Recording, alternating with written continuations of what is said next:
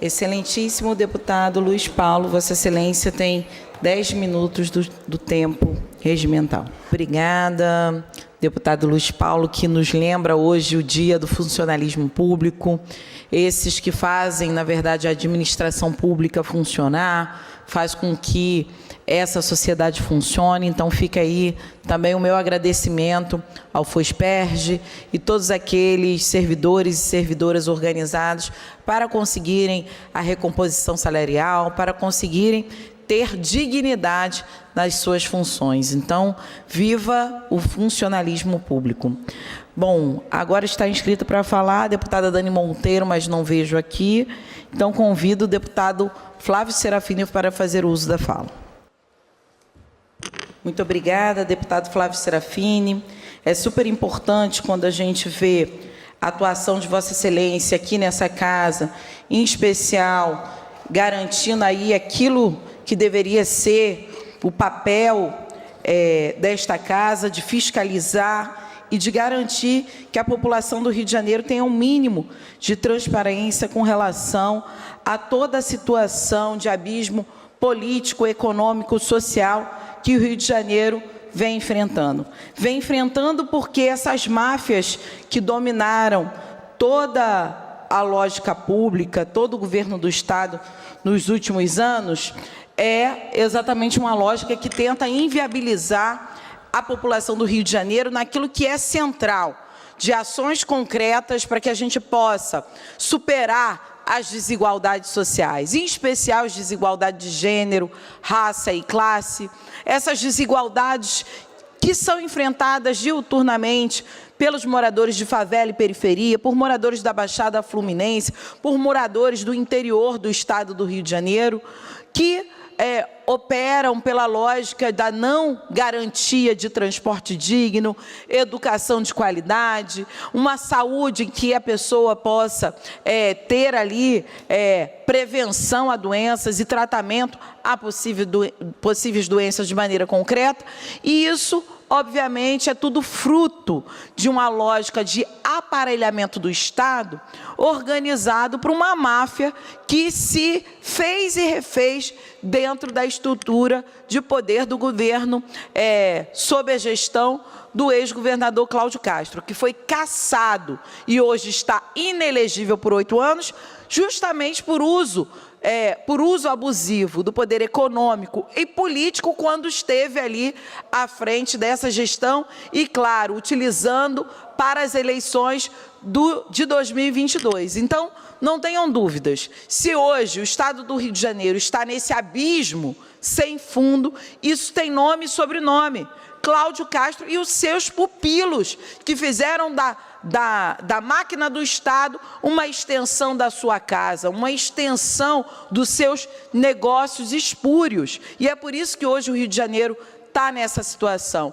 E, por óbvio, aqui a nossa atividade de fiscalização tem incomodado muita gente. Tem incomodado porque são atividades de fiscalização contundentes, que têm respostas que a população espera que seja atingida diante de parlamentares que, de fato, representem a população do Estado do Rio de Janeiro. Uma vitória que a gente teve essa semana, que foi muito importante, foi exatamente a suspensão de um contrato milionário feito pelo ex-governador Cláudio Castro, pelo TCE, Tribunal de Contas do Estado, ao enviarmos uma representação, uma denúncia sobre uma empresa de consultoria educacional, empresa de consultoria LTDA, para a entrega de um jogo educacional que não teve qualquer transparência, e uma contratação de milhões. Então, nós conseguimos, a partir dessa representação no Tribunal de Contas do Estado, suspender esse contrato fraudulento. É por isso, e essa suspensão aconteceu essa semana. Ou seja, a nossa atuação aqui dentro da Assembleia Legislativa tem surtido efeitos importantes para o Estado do Rio de Janeiro, em especial para os cofres públicos, porque esses contratos fraudulentos, toda essa lógica de aparelhamento do Estado para abocanhar os recursos que são públicos para essa máfia que dominou o Rio de Janeiro e o governo do Estado nos últimos anos, ela precisa acabar. E precisa acabar com fiscalização séria. Então, por isso, é uma vitória, dentre das poucas vitórias que podemos celebrar aqui nesse parlamento, uma vitória do povo do Rio de Janeiro que não aguenta mais contratos superfaturados e fraudulentos na estrutura e ainda herança da gestão péssima do ex-governador Cláudio Castro. E é essa herança maldita que está colocada também aqui para dentro da Assembleia Legislativa que faz com que os nossos mandatos aqui estejam cada vez mais perseguidos, que estejam cada vez mais deixando essa banda podre dos podres poderes que dominaram o Estado do Rio de Janeiro extremamente insatisfeito com as nossas atuações como essa de suspender contratos fraudulentos na educação. Então, tem disso. Qual é o trabalho que é feito aqui, de cabeça erguida, que não deve nada a ninguém, que não tem rabo preso com ninguém e que, portanto, parlamentares que não têm rabo preso com ninguém é sim ameaçado de cassação, é conselho de ética o tempo inteiro, é toda uma lógica de tentativa de silenciamento e de interrupção do nosso trabalho dentro dessa casa, é uma lógica de retirada das presidências de comissão, que são comissões importantes e fundamentais hoje no Estado do Rio de Janeiro, porque é importante dizer, essas comissões que tentam retirar da bancada do PSOL, né, a Comissão de Servidores Públicos, a Comissão de Defesa dos Direitos da Mulher, que hoje eu presido, é uma comissão que fez um trabalho de excelência no Estado do Rio de Janeiro. Não só por isso, a gente precisa lembrar quem era a garota propaganda das últimas propagandas da Assembleia Legislativa na televisão, no rádio. Era exatamente a Sala Lilás que nós criamos. Então, a contradição é, quanto melhor o trabalho, uma comissão com a Sala Lilás, que atendeu pelo menos 700 mulheres no Estado do Rio de Janeiro, retirando essas mulheres de um ciclo de violência que poderiam levar ao seu feminicídio. Essa é a comissão que foi finalista no prêmio da UNALE, a União Nacional de Legisladores. Essa mesma Sala Lilás, hoje, pode ser descontinuada por uma perseguição política. A presidenta desta comissão, que sou eu. Então, não é qualquer coisa. A gente não está aqui avaliando qualidade de trabalho. A gente não está aqui avaliando entrega de trabalho para a população. O que está se avaliando aqui dentro da Assembleia Legislativa é uma lógica autoritária de uma maioria que teve, no último governo, nessa gestão fraudulenta, mafiosa do ex-governador Cláudio Castro, hoje se assenta na Assembleia Legislativa como última esperança. Então, portanto, mandatos combativos como o nosso aqui dentro da Assembleia Legislativa vai ser perseguido, mas é óbvio que a gente não vai arredar 1 milímetro para trás daquilo que a gente acha que é central hoje para a população do Estado do Rio de Janeiro. É central que a gente possa ter transparência sobre os gastos públicos, quanto desses recursos está indo para a saúde, para a educação, para a produção de emprego e renda, para a garantia de saneamento básico e dignidade humana para a nossa população.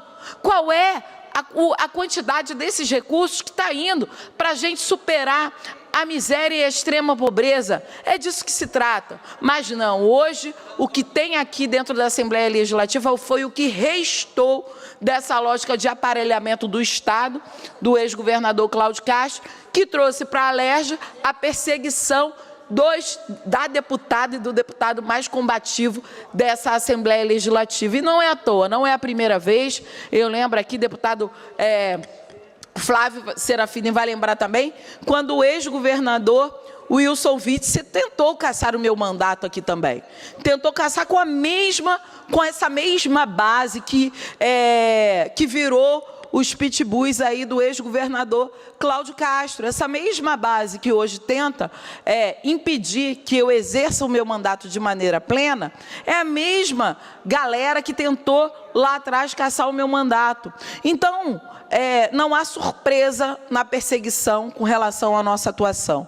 mas também não há surpresa de que continuarei nesta toada, de que continuarei denunciando os podres poderes dentro do Estado do Rio de Janeiro, em especial aqueles e aquelas que corroboraram pelo roubo às máquinas públicas do Estado do Rio de Janeiro, o roubo do seu dinheiro, em especial quando a gente vê o Banco Master, aí foram 3 bilhões dos servidores públicos, e hoje, o dia que se celebra o Dia do Funcionalismo Público, a gente vê que aposentados, pensionistas, inativos, né, do Rio Previdência tiveram 3 bilhões dos seus recursos retirados pelo ex-governador Cláudio Castro para botar no Banco Master, o maior fraudador, a maior fraude financeira deste país. Então, o seu dinheiro foi para o Banco Master. Para quê? Para toda uma lógica de corrupção dentro do próprio Estado. E aí a gente vai ver a tentativa, e Vorcaro hoje, né, tem novidades com relação a isso, a tentativa ali de comprar toda uma Câmara dos Deputados, o Senado, e muito intimamente ligado, organicamente ligado à bancada do PL, né? A gente viu o ex-governador Cláudio Castro indo do jatinho do Vorcaro para cima e para baixo. Aquele que é um dos filhotinhos deles no Congresso Nacional, usando o jatinho do Vorcaro para cima e para baixo também. Festas monumentais em Nova York. Então, é essa relação que esse governo criou com o Vorcaro, que tem um Banco Master, a maior fraude econômica deste país. E não à toa, nós denunciamos aqui também a Refit, a refinaria de Manguinhos. Inclusive, eu estou recolhendo assinaturas para uma CPI da Refit, a refinaria de Manguinhos do senhor Ricardo Magro, também muito amigo do ex-governador Cláudio Castro, e que esta casa aqui perdoou 95% da sua dívida com o Estado, ou seja, o maior devedor do Estado do Rio de Janeiro, a Refit, teve 95% da sua dívida perdoada pelo governador Cláudio Castro e a sua base aqui dentro da Assembleia Legislativa. Então, está tudo interligado. E é importante, quando o Ricardo Couto, hoje governador interino, diz que muitas das coisas saíram daqui da Assembleia Legislativa. É uma Assembleia Legislativa que também aparelhou o governo do Estado junto à gestão Cláudio Castro. Então, não é à toa que nós incomodamos muito por estarmos aqui e termos coragem de dizer o que são as coisas, né? Falar a verdade virou um crime com denúncia na Comissão de Ética. Então, falar a verdade aqui nessa Assembleia Legislativa não pode. O que pode aqui é ficar calado, de cabeça baixa, aceitando tudo que a extrema-direita e o PL, esse campo bolsonarista faz. Eu não vou aceitar calada, eu não vou recuar, eu não vou abaixar a cabeça para nenhum desses caras que, com a expropriação dos recursos do Estado do Rio de Janeiro, levou o Rio de Janeiro à barbárie, levou o Rio de Janeiro a esse abismo político, econômico e fiscal. Então, eu sigo de cabeça erguida e de punho cerrado, porque eu sei que a população do Rio de Janeiro merece ter representantes aqui nessa casa que façam e que defendam a população do Rio de Janeiro, e não que defendam os seus bolsos, como a gente está vendo aqui dentro dessa casa. Muito obrigada, senhor presidente.